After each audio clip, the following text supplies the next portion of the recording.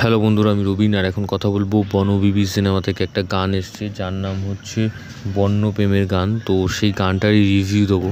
তো এই গানের কথা যদি বলি, গানের কথাগুলো কিন্তু খুব ভালো এখানে ব্যবহার করা হয়েছে। যেরকম জোয়ার ভাটায় ঢেউয়ের খেলায় শাপলা শালুক সাজের বেলায় হুইসারে যায় যে গোপনে।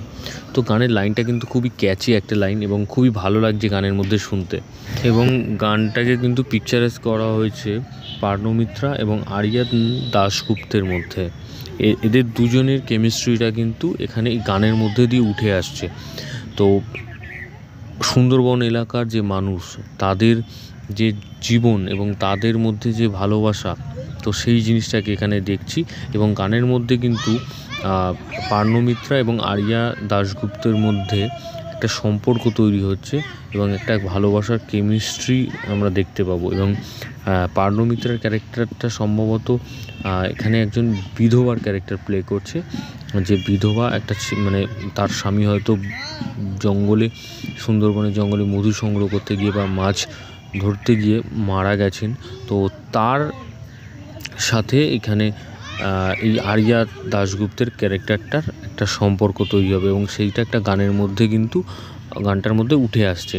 এবং এখানে যেহেতু সুন্দরবনের এলাকার একটা গাছ এবং পাহাড়, মানে জঙ্গল, গাছ জঙ্গল এবং এরকম ধরনের, এবং সেখানকার কালচারটাকে উঠে আসছে, সেখানকার রুটের গল্প এটা।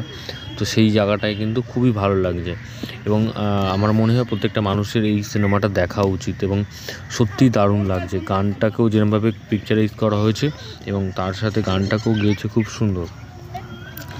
এবং তার সাথে আরিয়া দাশগুপ্ত এবং পার্ণমিত্রার কেমিস্ট্রিটাও কিন্তু খুব ভালোভাবে এখানে উঠছে।